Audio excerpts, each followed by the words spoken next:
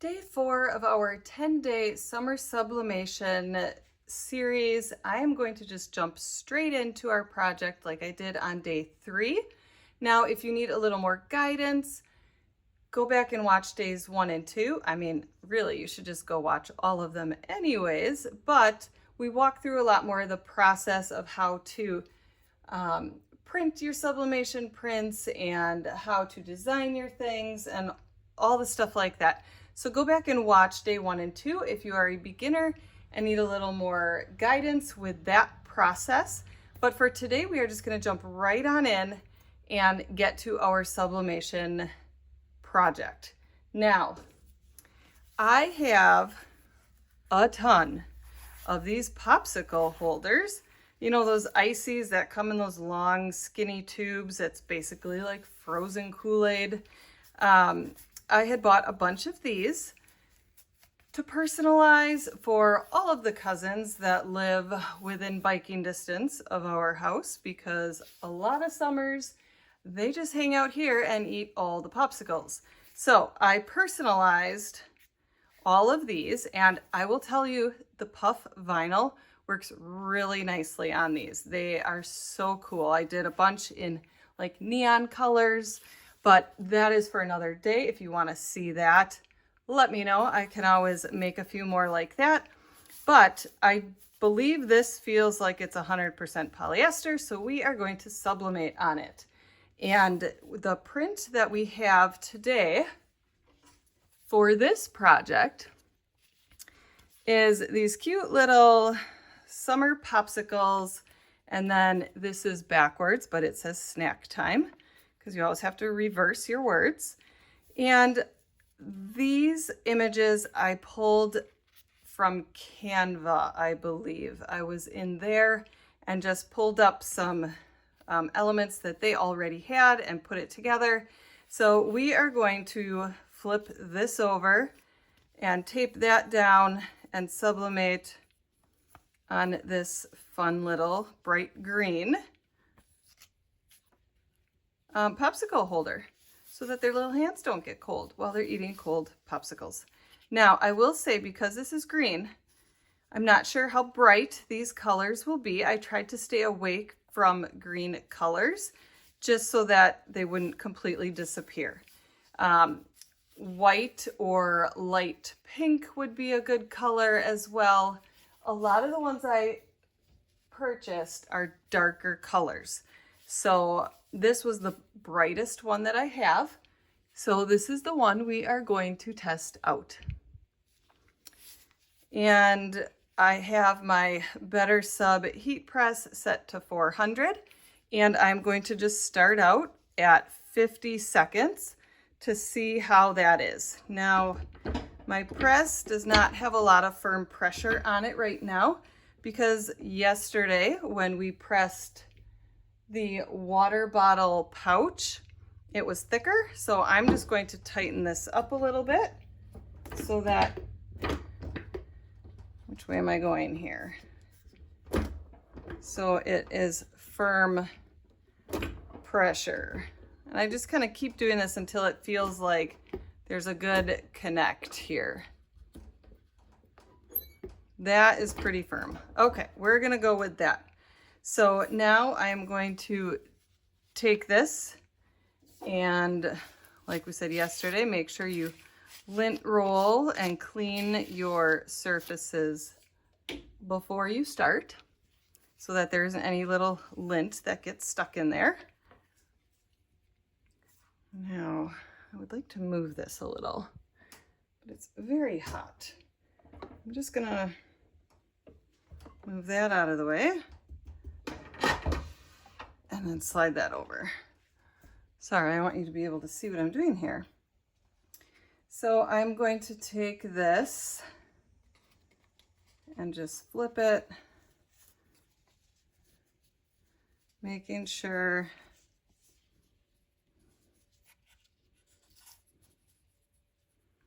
that these are all on here.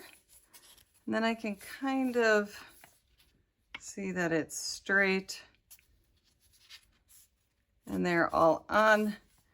Now, this little pouch thing itself is not completely, like it's not a complete rectangular shape. So it's kind of a weird shape in that it's not the same. I don't know if that makes any sense. So centering this is not really that important because it kind of gets wider. I guess that's the word I'm looking for. It gets wider as you go. So we are just going to do that. And then I will move this back a little bit closer so I can open it farther. And because there isn't any ink hanging over and it's not going to go through here, I'm not going to put any butcher paper or parchment paper underneath, but I am still going to cover this with my Teflon. And then we are going to press this for 50 seconds.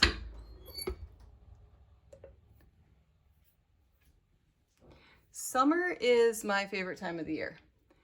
It is, however, about 85 degrees and 80% humidity out here this week, which typically I love. But my craft room, when heating things such as this, it gets very, very hot in here. So I don't spend a lot of time out here with my heat presses on in the summer.